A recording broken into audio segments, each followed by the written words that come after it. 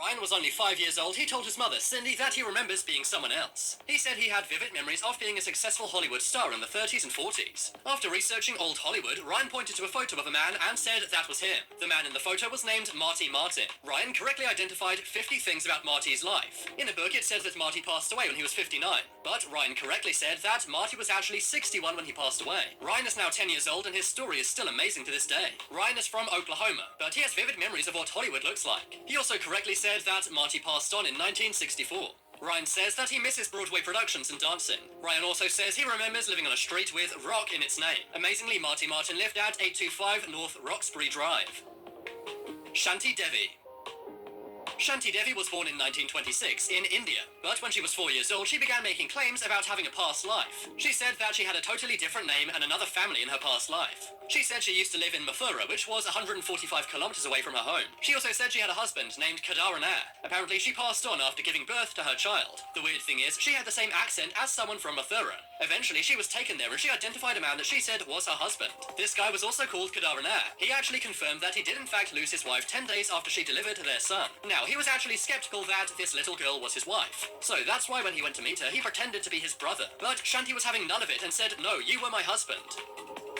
Kendra Carter. When Kendra Carter was 4 years old, she decided to get swimming lessons. But after a few days, Kendra began getting very attached to her swim coach. She told her mother that the coach's baby had passed away, and Kendra said that the baby was actually her. She said, quote, "I'm the baby that was in my swim teacher's tummy." The mother was very, very confused, so she asked the swim teacher. The swim teacher said, "Yes, I did have a baby that passed on inside me." But this was 9 years before Kendra was even born. Kendra loved spending time with her swim teacher, and she was totally convinced that the swim teacher was her mother from a past life. Eventually, Kendra's mom and the swim coach got into an argument. Kendra's mom told Kendra she couldn't go and have swimming lessons anymore, but this caused Kendra to get very upset and she barely spoke for 4 months. Eventually, Kendra's mom allowed Kendra to see the swim coach and Kendra went back to her normal self.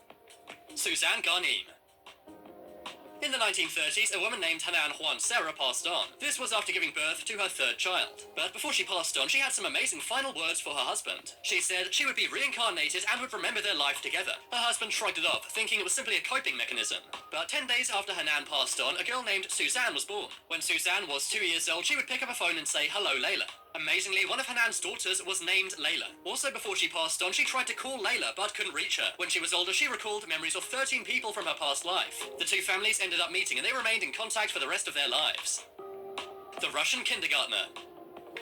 Normally, when a kid remembers their past life, it's from nearby. But in this case, it definitely was not. When one mother was teaching her American daughter the alphabet, the daughter was having a very hard time. She kept mixing up her letters, which is pretty normal for young kids. But the weird thing is which letters she would mix up. She would mix up her B's with V's. And she would also mix up H's and N's, which don't really look much alike. She also kept saying, "I don't remember these letters." This really confused her mother and her teacher. The girl then said she remembers the letter H, but that it made an N sound. Her mother then said, "Write out the letters that you do know." And that's when she began writing many letters in Cyrillic. This is the alphabet used in countries like Russia and Ukraine. Her mom said, "Where did you learn this?" And she said, "Vlad taught me." The girl said Vlad was her brother in her past life in Russia. But now it's time to make your voice heard. Comment below which was the creepiest kid who remembered their past life. If you At the back of the head with a flower shovel.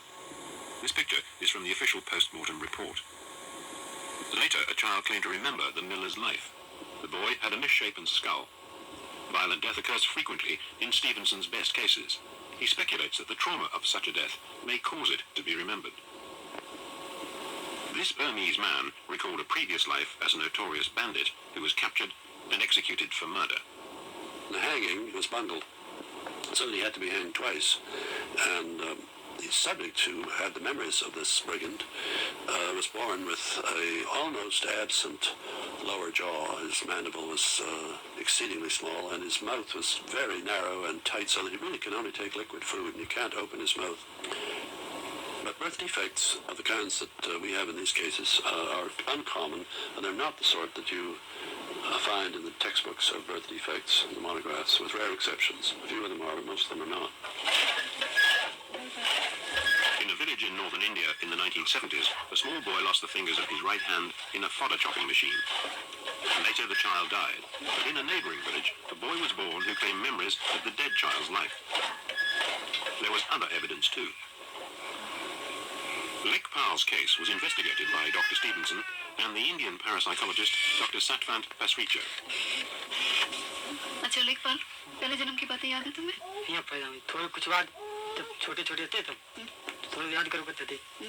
फिर इलाज चलते रहो। जैसे पिताजी ने मुँह को वैसे शराब गांजा पियो करते थे, उन्होंने ऐसी मशीन फिराई दी तो हाथ वो कटियो, हम तो वहीं खड़े रह गए, उंगलियां पांच उनके सामने गिरी जान, तब एकदम भड़बड़ाने भी सब कि लला हाथ कटियो हाथ कटियो। तब तुम्हारा नाम क्या था? हुक्म सिंह। इस पे नाम लिखना जरा फिर से एक बार. Being born with missing fingers is very rare, and the corresponding feature in the previous personality adds to its importance. So the same fingers were chopped off. Also, there was no family history of missing fingers, and there was no such case in the whole of village. Dr. Pasricha says a weakness of the case is that the two villages are only 5 miles apart. Details of the dead child's accident could have been known in both places. Dr. Pasricha went with Lekpal to the house of the dead boy. Inside were the child's mother and older brother. The boy was recognized and accepted by both. Lekpal lives here for much of the year. तो आपको लगता है कि आपका बेटा ही है? हमारा बेटा है, आइए। तो उन्हें बेटा ही करा दोगे, हमारा टाइल करा तो मान। ये आपका भाई लगता है?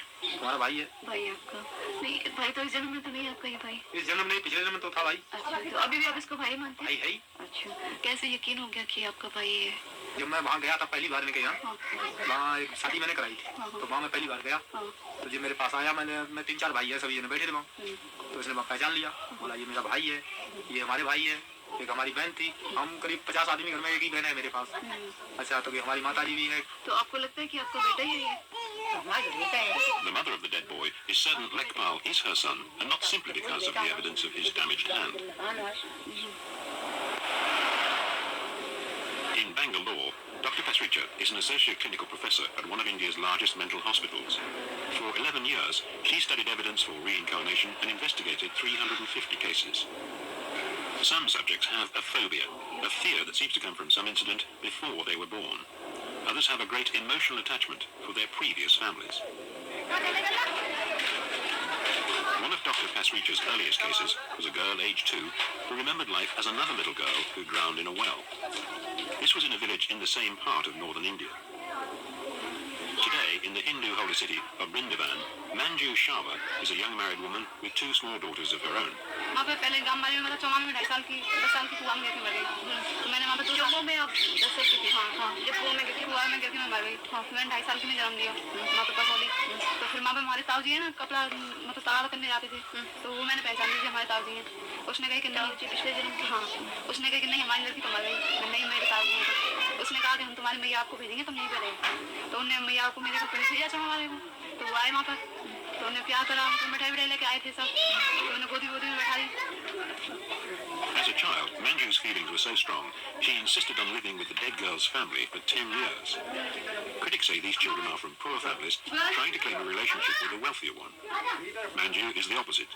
He is a high-caste Brahmin who chose to live with a poorer family from a lower caste.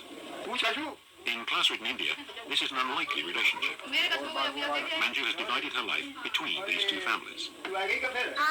Manju का नाम है ही ना कोई। कृष्णा है। कृष्णा है जो हमारी पहली बेटी ये है। और ये बच्चे आपको अपने क्या नाना कहें हमसे, या नानी कहें। नानी बोलते हैं? दांत लाके हमने जोड़े कोई दूसरे समझ के लाके हमने। Manju has outgrown her fear of wells, even of the place where she believes she once drowned. I would consider this one of the strong cases. She started talking about her previous life when she was 2.5, and whatever she was describing, her emotions would change accordingly, her facial expression would change, and nobody, I thought at that age, would have coached her to stage such a case. I don't think there is any apparent motive in this case to sort of cook up a case, and they were not gaining anything. There were no obvious gains for the present family. In fact, they had to lose their child for 10 years. Not all Dr. Pasricha's cases were born with memories of another life.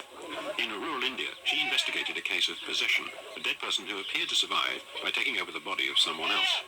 In May 1985, in the remote village of Sharifpura, a young married woman, Sumitra, had a seizure and seemed to die. Her father saw it happen. अंदाज doctor लोगों से लगाया, कोई आँख से नहीं, शरीर नहीं, पानी हो चुका था, और तैसे ही अंदाज दिया, तुम लगा तैसे लगाई लोग। और ताकि बाद फिर ये सांसें फांसें इनकी वहीं चली परिचय तब वही जवाब कि ऐसी बात आज गई भी जो कि हम लोगों को नहीं किसी को पहचाना ही नहीं 2-4 दिन किसी को नहीं पहचाना तो हमने फिर बातचीत करी तो कुछ खड़ी बोली आई इनकी बोली में फर्क पड़ा तो इन्होंने कि हमारा तो जन है नहीं कोई फिर कि ससुराल मेरी दुनिया पियर मेरा डावा और मैं जो कहूँ दूँ मैं कहीं ससुराल पियर दिया जका बात है. Sumitra insisted she was this girl, Shiva, a young housewife whose death was reported in some newspapers. Her body with head injuries was found beside a railway near her home. But Shiva had been murdered, claimed Sumitra, and her in-laws had tried to make it look like suicide. There was some effort to bring the husband's family to trial for murder, but there wasn't enough evidence to prove the charge. Shiva's father heard about the girl in the remote village who claimed to be his daughter and went to see her. The girl recognized him immediately and spoke in detail of Shiva's life. She convinced him she was his daughter.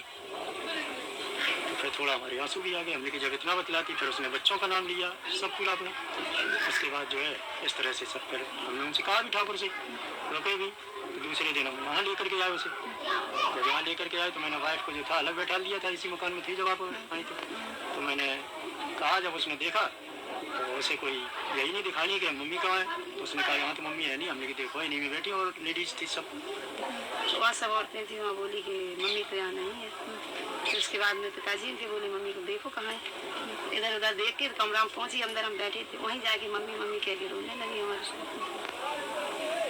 Dr. Pasricha checked Sumitra's statements against published accounts. The girl gave 16 facts about Shiva's life not mentioned in any press reports. Sumitra identified 22 relatives of the dead girl from photographs. 5 years after Sumitra allegedly became possessed by Shiva, we called and announced that the isolated village where Sumitra lives. Sumitra agreed to talk to us, but made it very clear she was as certain as ever about her inner identity. अच्छा ये पूछना है तुमसे सुमित्रा मैंने कि नहीं सुमित्रा मत बोलो मुझसे. हाँ अभी शिवा ही हो तुम. हाँ क्यों क्या होकर के इस दुनिया में जो पैदा हो जाता है वो क्या बार बार बदल जाता है बहन जी. अच्छा नहीं पहले बदल चुकी हो ना तुम. नहीं तो मैं एक बार जब बदल चुकी हूँ जब मैं एक बार शिवा हो चुकी हूँ तो क्या बार बार सुमित्रा बन सकती तुम अभी शिवा ही हो. हाँ और क्या सुमित्रा बन जाऊंगी. सुमित्रा के बारे में तुमको बात याद है? नहीं है नहीं है कुछ मैंने पहले ही काबू अब करी. शिवा के बारे में तो तुम्हें क्या क्या याद है? शिवा के बारे में जैसे बचपन से हाँ 2 बच्चे हैं वो भी आप जानती हो. अच्छा हाँ जैसे खत्म हुई थी वो भी मैंने बता दिया था. Dr. Pasricha also found evidence of changes in personality and behavior. Sumitra, the barefoot village girl who never went to school, has become more like Shiva, the educated daughter of a school teacher. After the changeover, she started wearing a sari in a different way, very dignified way, and also her chappals, sandals she'll put on. And she started addressing her husband also in a different way. Earlier she used to call him by his sister's name, so-and-so's brother. Then she started calling him in a very sophisticated way. And also she started writing. Before the changeover, she could not do anything. Means she could barely read and write. But after the changeover, she could write sentences and she could speak also. I mean, she could read written Hindi. Dr. Pasricha and her colleagues recognize that where reincarnation is taken seriously, people often have a more tolerant view of unusual behavior. They have different ideas about the makeup of human personality. Are people something more than a combination of genes and the family environment?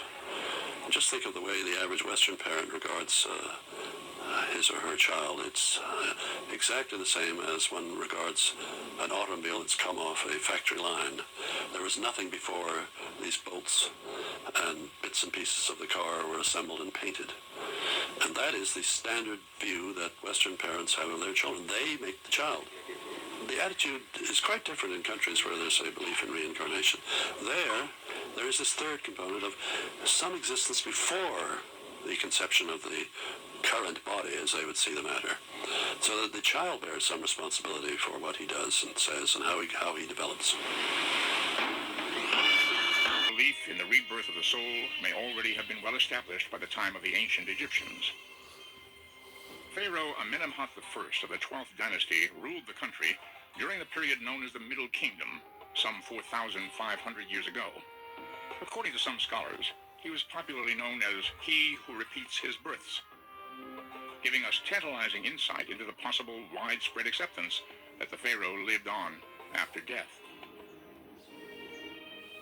The Greeks and Romans attributed belief in reincarnation to an Egyptian mystic known as Thoth Hermes. The soul passes from form to form, from level to level, and the mansions of its pilgrimage are many. Thou mortals puttest off thy bodies as raiments, yet thou art from old, O soul of man. Thy soul art everlasting. Thoth Hermes. Thoth Hermes remains one of the most mysterious figures in all antiquity. Was he a human, a god, or a being of legend? He is sometimes depicted as the ibis-headed god of wisdom, justice, and writing. Whoever he was to leave an indelible mark on Western culture. Some scholars believe that if Hermes were indeed human, he may have been the original author of what is known as the Egyptian Book of the Dead.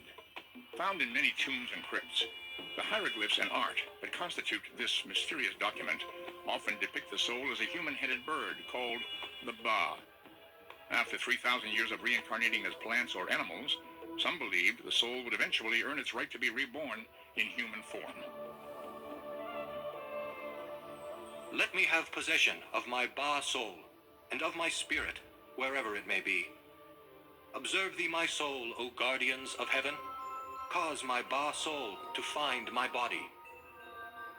The chapter of making the soul join its body, the Book of the Dead. During ancient times, it was in Greece that belief in reincarnation eventually became widespread. And at no time more so than when Greek civilization was at its classical zenith. The goddess Psyche was reputed to have been one of the loveliest beings in the entire Greek pantheon of deities. Her beauty was so remarkable that the name Psyche was also used to describe one of nature's most magnificent creations, the butterfly. But because the butterfly was born of a lowlier form of life, the caterpillar, the Greeks had yet another meaning for the word. Psyche also meant soul, representing the ability of a creature's spirit to migrate from a lower order of existence to a higher, more perfect one. The Greeks saw great symbolism in the transition. What may have given rise to it?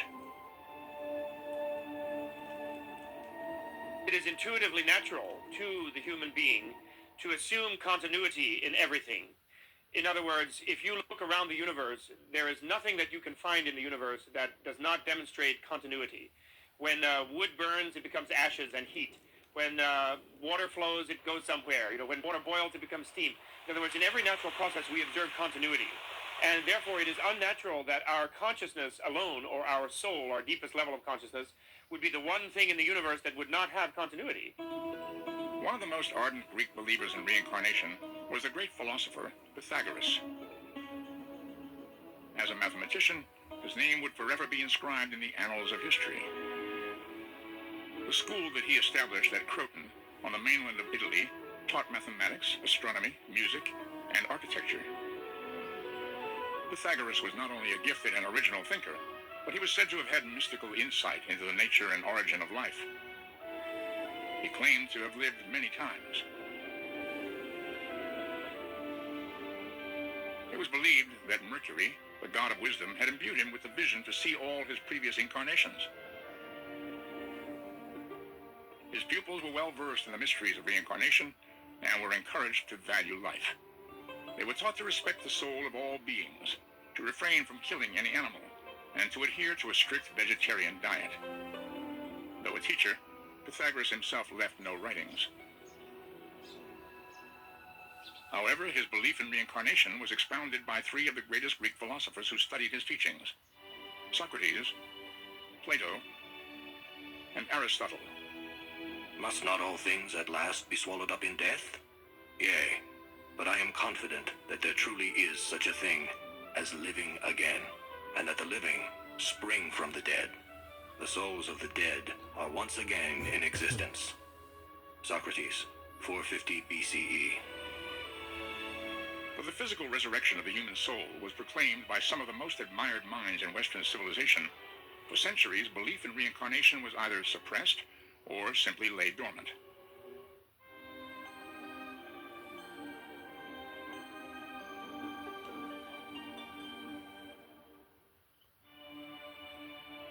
The concept that the human soul experiences multiple births and rebirths may seem alien to Western thinking.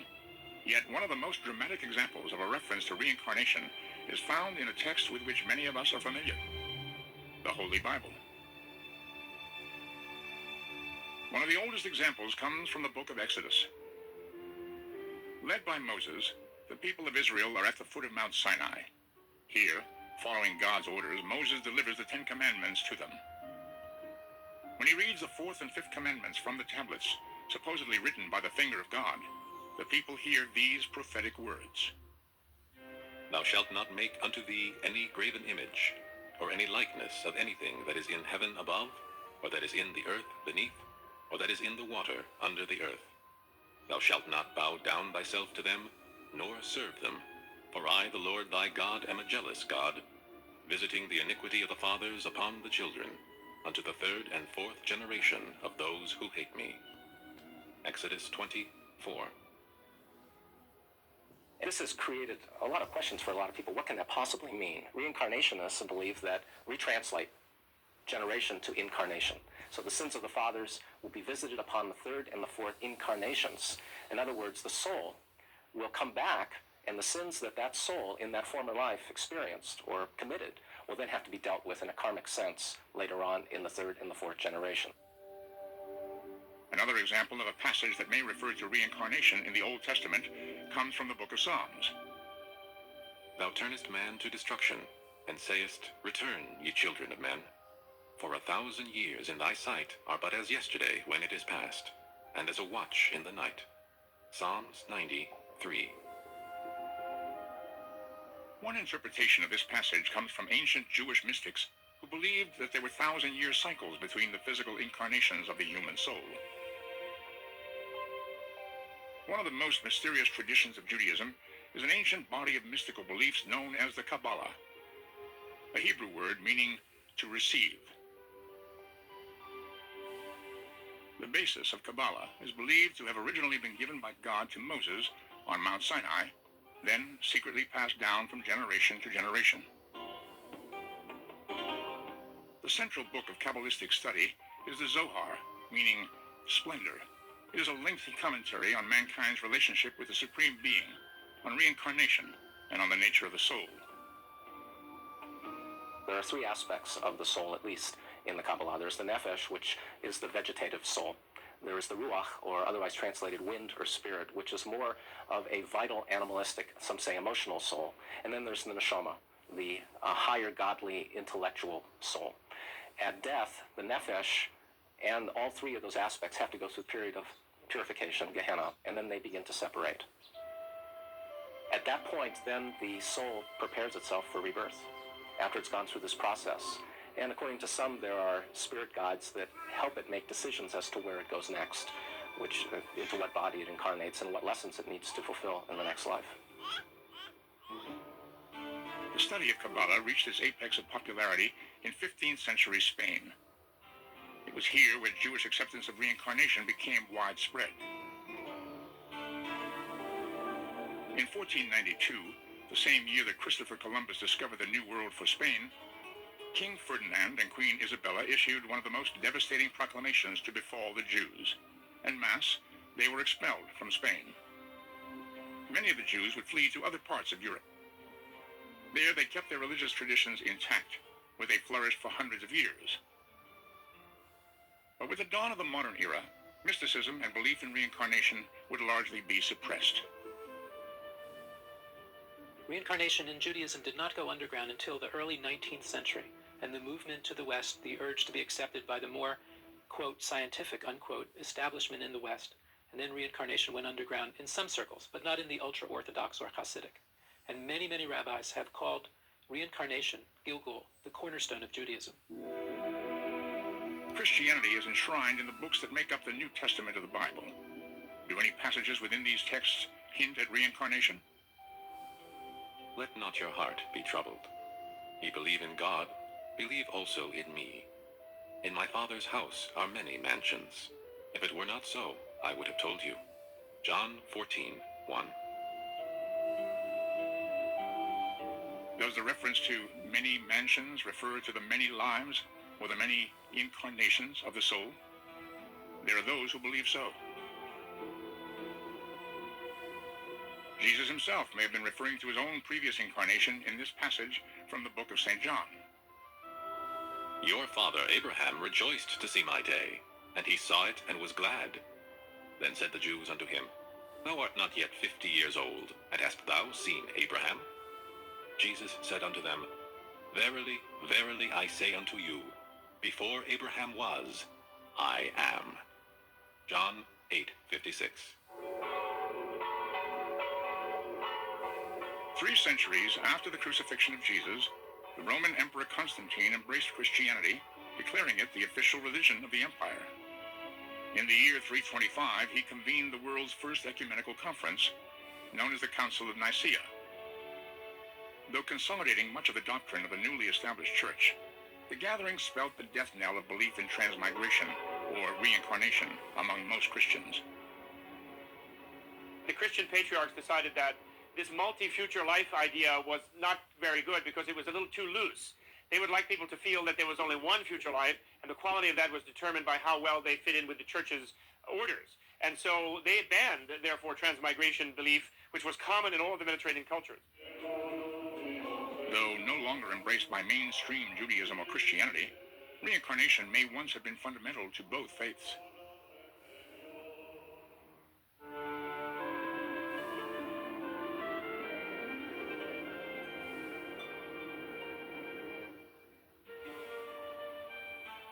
Ever since mainstream Judaism and Christianity had suppressed the concept of reincarnation centuries ago, little credence was given to it in the West. But by the 19th century, all that was about to change. The place was upstate New York, about 20 miles from Rochester. The year was 1848. The sleepy little hamlet of Hydesville was as quiet and uneventful a place as a small American town could be. However, in the home of John and Margaret Fox and their young daughters, Kate and Margaret, a series of strange events were about to unfold. Beginning around the middle of March, the family began to be disturbed by strange noises. Then, on March 31st, the youngest daughter, Kate, challenged the strange, unseen force. In response to the loud thumping noises that she heard, she snapped her fingers in reply. Over the next few nights, she and the mysterious entity worked out a form of communication. Then, the other daughter, Margaret, began asking questions of the spirit force. If your answer is yes, knock twice, she said. If no, knock once.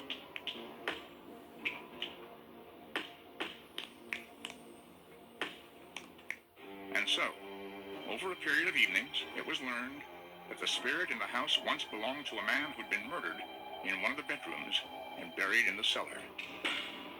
When the floor of the cellar was dug up, a human skeleton was found buried there, confirming the story. Though the murderer was never found, and the case remained unsolved, what the incident did was to ignite public interest in the survival of the soul after death, a fundamental tenet in belief in reincarnation. Suddenly, spiritualism and the possibility of communicating with departed souls became popular. Additional impetus behind the awakening of a belief in reincarnation came from the other side of the world, from the daughter of a Russian colonel.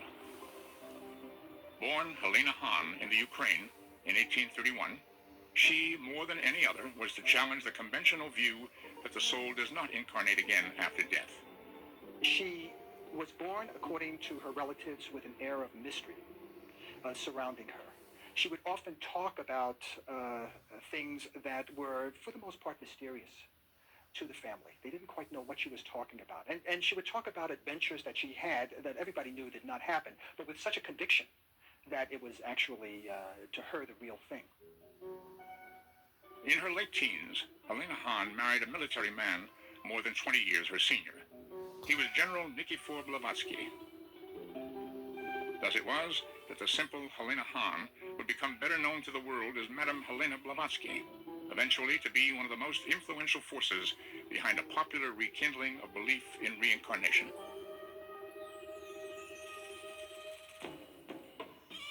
Desperately unhappy with her marriage, Madame Blavatsky deserted her husband and immediately began traveling the world in search of adventure. Her driving quest was to investigate the religious doctrines of the East. She traveled throughout the world, including North America, Europe, Egypt, the Near East, India, Tibet. The purpose of her traveling was to try to find the wisdom, the ancient wisdom. And what she did was to collect this wisdom that she studied from books and from elsewhere, and she synthesized it to teach what she called the secret doctrine, or the wisdom of the ages. What she claimed was that this was the primeval religion of humanity and the truth, that the wisdom somehow was corrupted or lost by other religions that retained at least part of it, and what she was trying to do was to rediscover what this truth was. In 1873, Madame Blavatsky arrived in the United States and found the country in the grip of a spiritualism craze following the strange experiences of the Fox family in upstate New York. Anxious to share the mystical experiences she had in Egypt, Tibet, and India, and to offer insight into those cultures' belief in reincarnation, Madame Blavatsky attended a spiritualist meeting at a remote farm near Chittenden in Vermont. There, she met Colonel Henry Steele Olcott. The two struck up an immediate friendship. In September 1875, Blavatsky and Olcott formed the Theosophical Society, an organization dedicated to the study of occultism, ancient religion, and the process of reincarnation. Madame Blavatsky was a prolific writer, expounding her beliefs in reincarnation in monumental works such as The Secret Doctrine and Isis Unveiled.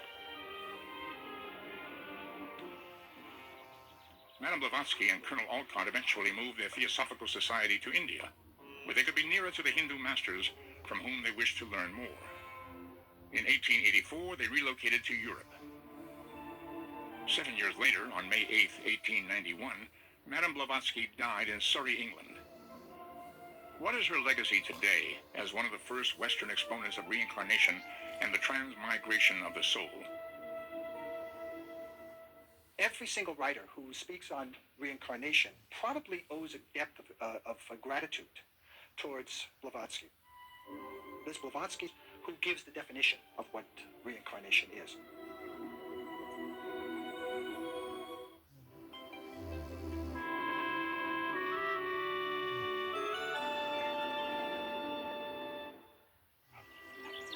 It is one of the greatest of all mysteries, and one of our oldest quests. Have we lived before? And following death, do we come back and live again? One of the most compelling cases of a vivid remembrance of a past life took the world by storm in the early 50s. Colorado businessman and amateur hypnotist Maury Bernstein was popular among his friends and associates for his ability to lull people into a trance-like sleep and coax them into recalling incidents from their past, often even as far back as their childhood. However, in 1952, he did not suspect that one of his subjects, Virginia Tighe, would graphically recall incidents from a previous lifetime. When news leaked out that the 29-year-old mother of three was able to recall a past incarnation, Bernstein gave her the pseudonym of Ruth Simmons to preserve her identity and protect her from an increasingly curious press. Under hypnosis, the young woman identified herself as Bridie Murphy, born in the city of Cork, Ireland, in 1798. These are actual recordings made during her hypnosis sessions. And what is your name? Bridie. Why did they name you that? Well, they named me after my grandmother, Bridget. Bridie. Do you always live in Cork? No. Go to Belfast. You go to Belfast. Mm-hmm. What is the name of the priest? What is the name of the father? Father John. Father John. At times, while under hypnosis, Tighe's voice developed an unmistakable Irish brogue. While never having traveled outside of the United States, she recalled details of her home in Ireland, her family, and the town in which she lived.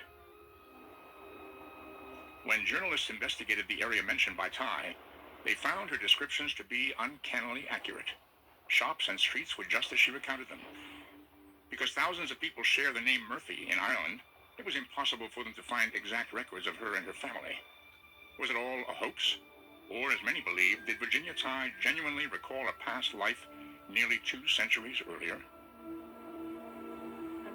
down to my brother. We can't find our mom. We don't know where our mom is. Today, in some scientific circles, techniques known as past life regression have become a legitimate, recognized field of research. What have these sessions revealed? I think the great lesson for me of all of my research and studies is that we do not die when our physical bodies die. A part of us goes on. Whatever you want to call this part, consciousness, soul, spirit, it does go on, and so that we are eternal. And I believe that a famous mystic summed this up centuries ago by saying, we are not human beings here having a spiritual experience, but we are spiritual beings having a human experience.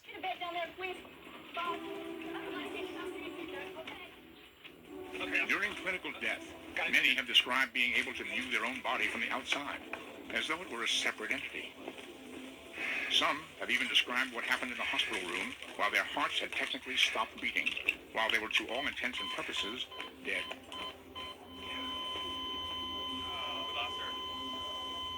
And they can tell you things that happened in another part of the hospital or another part of the city or another part of the world, and in fact it is verified. Like a woman, for example, during her near-death experience, she would tell them what they were talking about when they were signing the death papers. So this is one example of a scientific kind of research that may suggest continuity of consciousness after death. We may never know the answer to what happens to us after we die until death itself claims us. If we are to heed the evidence and consider the documentation passed down through the centuries, perhaps the riddle of life after death may not be as obscure as many deem it to be. Second chance at life. Reincarnation. Living again. No more death. Can the soul be carried to another body? Can we remember our past lives? And how does science deal with these ideas? Enter the fifth dimension and unravel the secrets of reincarnation.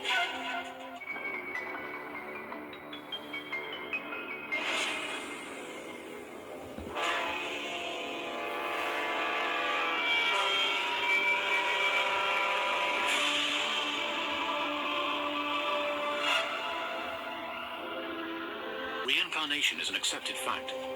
They believe when they die, their souls move on, to return in another body. We are making huge strides in unlocking the secrets of memory and brain. But for scientists, the soul is a difficult concept. It's very hard to scientifically prove anything that is related to what is a soul. Can this child really be the dead wife of this man? And the mother of a boy her own age? Can this girl carry the spirit of a dead teenager? How can they remember their past lives? But I do believe that reincarnation should be taken seriously. There are many strange stories of people claiming to remember earlier lives that at first glance defy explanation. Benares, northern India. The holy river Mother Ganges flows through the city. Hinduism is one of the world's oldest religions, with millions of followers. For them, life does not always end in death. Along the banks, funeral pyres for the dead. Only immersing the ashes in the river will release the soul from the cycle of rebirth and suffering in this world. Karma is the Hindu law that controls reincarnation and our places on the ladder of existence. Good deeds will be rewarded, bad punished, giving everyone a chance to redeem themselves.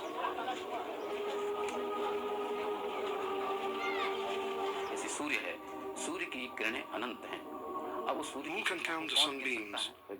The sun is a source of endless beams. There are so many souls. The light begins to die, but their souls come back, again and again. Thousands of tales of reincarnation exist in India. On the 11th of December 1926, a girl is born in Delhi. For Hindus, she was to become living proof of their beliefs. Her name was Shanti Devi. Until the age of 4, she never spoke. When she did, her first words were explosive. She told her mother that her home was not in Delhi, but in a town called Matra, 140 kilometers away. She had lived there in her past life. Her name was Lugdi, and her husband was a man called Kedarnath Chobe.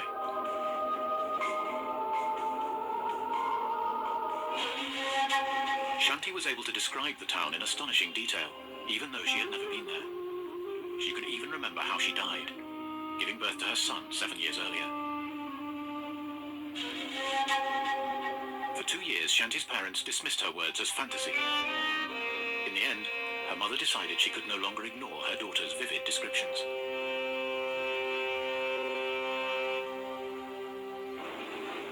So one of Shanti's uncles travelled to Matra to investigate her claims.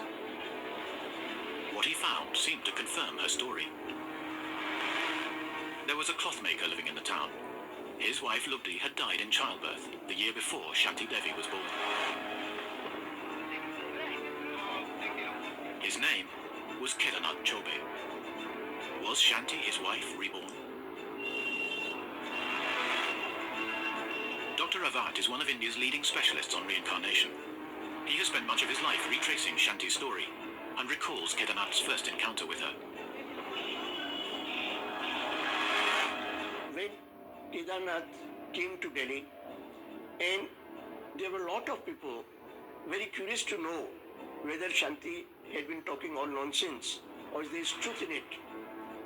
But when in the morning Kedarnath very openly and clearly stated that I am 100% convinced she is Lugdi, the whole thing spread like fire, and hundreds and hundreds of people used to come to see this child.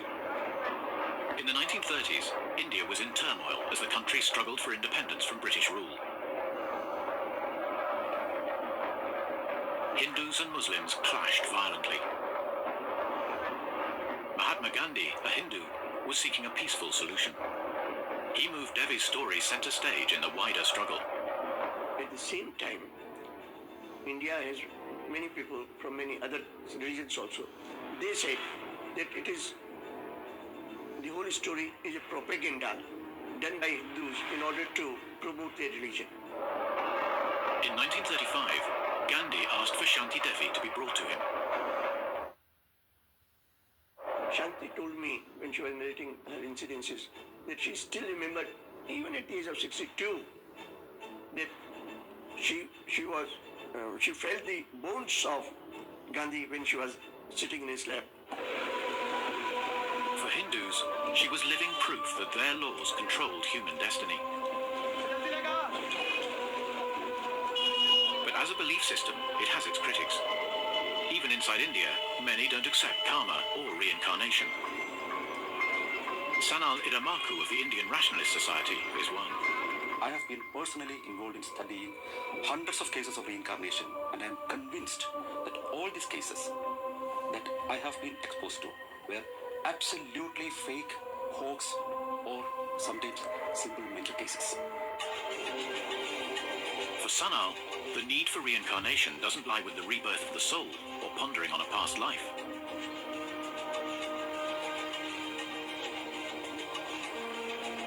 He looks to Indian society for the answers. To be born a Hindu in India is to be born into a caste, a system as rigid as stone. For over 1,500 years, it's followed one basic rule, that all men are created unequal. Brahmins sit at the very top of the ladder. At the bottom are the untouchables. To explain the enduring power of reincarnation, this is where Sanal believes we should start. The fundamental concept of reincarnation tells you a very wrong thing. Whatever life situation that you have in this life is the gaining of you. It is the gaining of you from the last incarnation. If you have done good deeds in the last birth, you get better life here. If you are an untouchable, if you are a poor person, if you don't have money, if you don't have a job, if your situations are bad, that's because you have done some sins in the last life. That takes away the sense of enterprise in people. People are lethargic.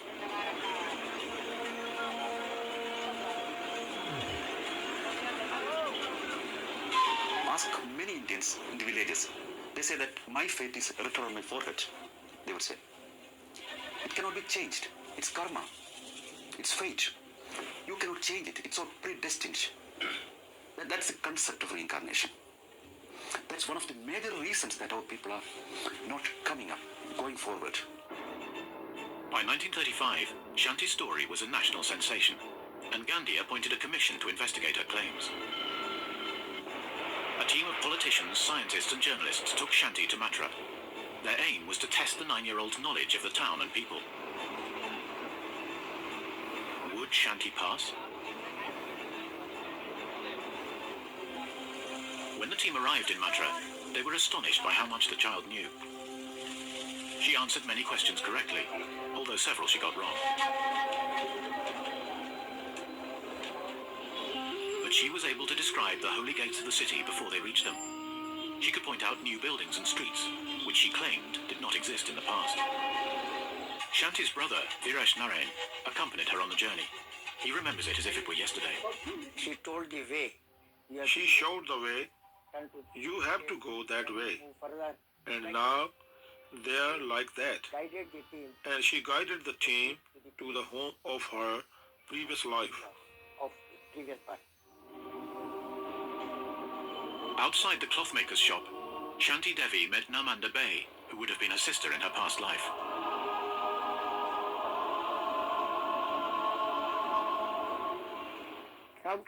She recognized me straight away. There were so many people, they were pushing her away from me, but she recognized everything. She knew of each lane, where it led to, knew every tenant, knew where they lived. She recognized the cobbler, the washer, all of them. The trip culminated in a dramatic encounter. 9-year-old Shanti met 10-year-old Navneet, the son she died giving birth to. Mother and son meet for the first time. They pointed at me and asked Shanti Devi, "Who is that?" And she said, "That is my son." "How did you recognize him?" She said, "My soul has recognized his soul." And she began to cry. For the commission, this was final proof. Their report concluded that if science and religion could meet on a common ground together, they could unlock the miracle of reincarnation. The case is of worldwide importance, with direct effect on mankind. We ask all scientists to help us find a conclusion. But what could science contribute to such an unscientific debate? In America, the McGovern Institute for Brain Research tries to unlock the mysteries of human memory. Nobel Prize winner Professor Philip Shah heads up the unit. The soul, in many cases, has an implication related to religion, or good and bad, and a existence beyond the physical organism. And it's very hard to scientifically prove anything that is related to what is a soul. What is a difficult concept for a scientist is accepted as a simple truth for millions around the globe. For Namanda Bay, her sister's soul had been reborn in a new body, but she was the same person. I was so happy that I found my sister again after her death, almost as if I gained a new sister. I was happy, more than happy. But then she went back to Delhi. It was as if I was going to lose her a second time. I was left sad, very sad. Consciousness clearly comes or is shaped by culture in many ways, and the people we interact with and the environment we have. So it's hard to say in a biological sense what consciousness is. In 1987, Shanti Devi died at the age of 62.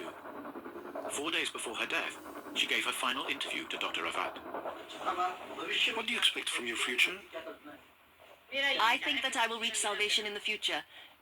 Everybody has to go through the highs and lows of birth and rebirth. With this life, the cycle ends. I will go to God in my next life. Hundreds of scholars, investigators, critics, writers, journalists went to her, questioned her, to the extent that right from almost the day she started talking about past life, till I know of the 4 days before her death, when I had last interviewed her. This is the work of God. God made me his tool. This is all God's play, and the world is the stage. And we all dance as he wants us to. It says in the Holy Scriptures that reincarnation exists.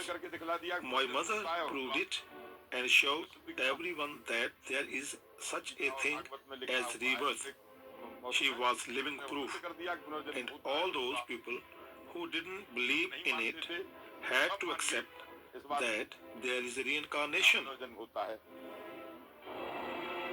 But 1 year after Shanti's death, disturbing new evidence came to light. Kedarnath Chobe, Shanti's alleged husband, had paid regular visits to Delhi. These visits could cast doubt on Shanti's claims. His trips to the capital regularly took him to a shop opposite her family home.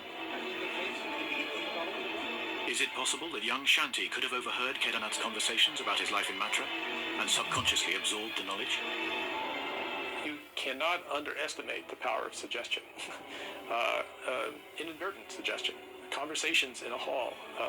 A parent telling a story. A member of the community talking around a gathering at some time. Children are a tabula rasa. They are totally receptive to suggestions.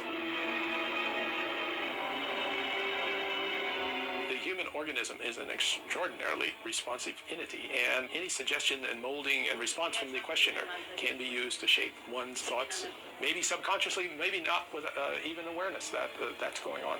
Ultimately, my conclusion is Shanti Devi's case is strong, yet it has weaknesses. The University of Charlottesville in Virginia. Here in the Personality Studies Division, modern science is coming head-to-head with the mystical beliefs of reincarnation. The unit tries to establish hard evidence of the truths behind the stories such as Devi's.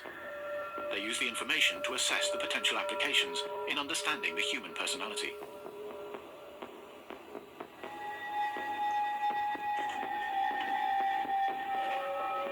Its founder is psychologist Professor Ian Stevenson. For over 40 years, he has traveled the world tracking down those children who claim to be able to recall a past life. Over this long period, he believes that a significant pattern has emerged in many countries.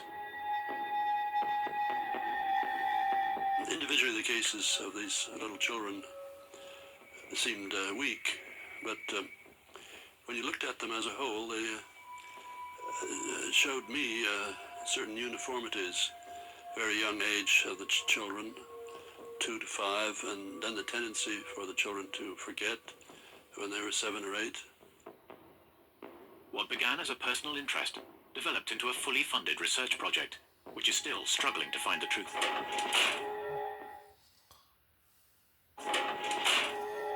There are over 2,000 cases of alleged rebirth from around the world in Stevenson's filing system, but incontrovertible proof is hard to pin down. Well, the conclusion so far is that for the strongest cases, reincarnation is the best, but not the only explanation. We don't have any perfect case. They all have some flaw. And so I've never claimed we have anything like a proof of reincarnation. But I do believe that reincarnation should be taken seriously as a possible explanation. Stevenson cross-checks all available details of the children's stories, but he also looks for physical signs, traces of the violent deaths from which many of the children claim to have died. A small number of the birthmarks are very similar in appearance to birthmarks that nearly everybody has, what we call melanocytic nevi. But most of the birthmarks that I and my colleagues have described are much more substantial. Stevenson has collected over 600 of these cases. A little girl from Turkey. She claims to remember that her husband killed her in her former life by cutting her head off. Across her throat, she has a faint red birthmark. There's the little boy from Sri Lanka. He says he was killed by a shot in the head, and this is the wound. And a boy from India who died in a car crash that crushed his leg. In many cases, we've been able to verify the existence of the wounds with post-mortem reports, which are very precious, and we need more of that. In order to gather more evidence and follow up leads, Stevenson has installed a global network of researchers on standby around the world.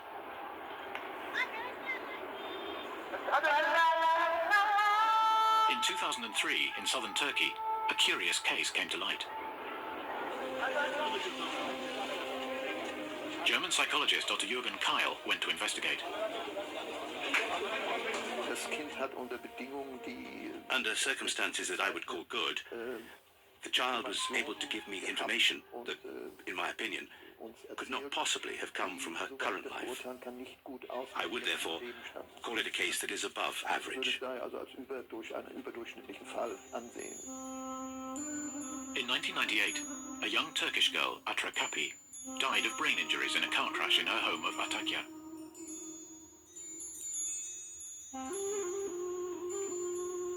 "28 days later, in another Turkish village not far away, Demet Yildirim was born.